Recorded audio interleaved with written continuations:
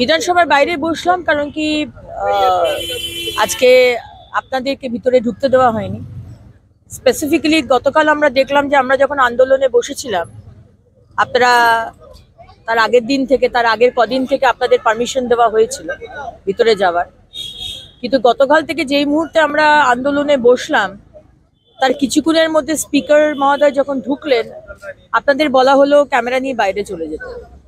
তো আমরা কারণটা ভালোই বুঝতে পারলাম যে কেন স্পিকার মহোদয় আপনাদেরকে বাইরে চলে যেতে বললেন। বাংলার মানুষ আপনাদের মাধ্যমে দেখতে পাচ্ছে যে আজকে ভারতীয় জনতা পার্টির কার্যকর্তারা বিধায়করা তারা রাস্তায় নেমেছে, বিধানসভার মধ্যে তারা প্রতিবাদ করছে। খুব অদ্ভুত লাগে মাননীয় সম্মানীয় স্পিকার মহোদয়ের এই দ্বিচারিতা দেখে যে টিএমসির বিধায়করা পারমিশন পাবেন ভেতরে আন্দোলন করার, বিক্ষোভ দেখানোর, কিন্তু বিজেপির বিধায়কদের সেই পারমিশন দেওয়া হবে না। আমরা এমনও শুনলাম যে স্পিকার মহোদয় বলেছেন মার্শালকে যে ব্যবস্থা নিচ্ছি, আপনাদের সামনেই বলেছেন। আমি জানি না, আমরা তো বাংলার মায়েদের জন্য বোনেদের জন্য আজকে আন্দোলনে বসেছি, সেখানে উনি ব্যবস্থা নেবেন কেন? এই বিধানসভা তো বিরোধীদের, আমাদের জন্য, অপোজিশনের জন্য। আমরা হচ্ছে নির্বাচিত, আমরা প্রতিনিধি, আমরা মানুষের কথা বলতে এসেছি, সেখানে আমাদের মুখ বন্ধ করে দেওয়া হচ্ছে কেন?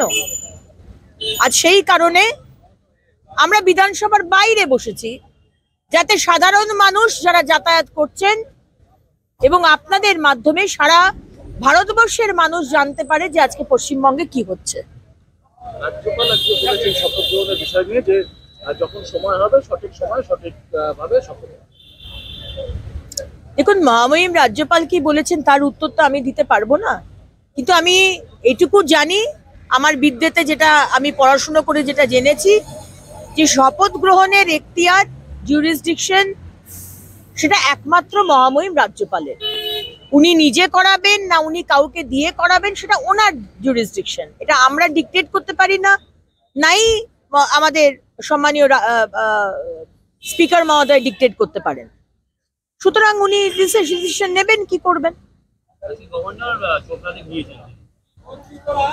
গভর্নর সাহেব চোপড়া যাননি, গভর্নর সাহেব শিলিগুড়ি গেছেন।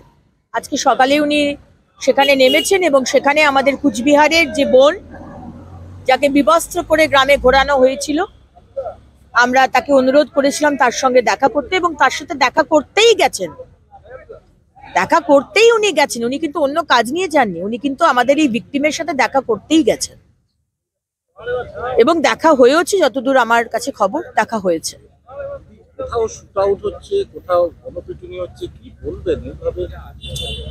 আজকে সকালেও একটি ঘটনা আমাদের সামনে ঘুম থেকে উঠতেই যেটা দেখতে পেলাম, আরিয়াদাওতে মা ছেলেকে পিটিয়ে মেরে ফেলা হয়েছে, বোধহয় মারা হয়েছে।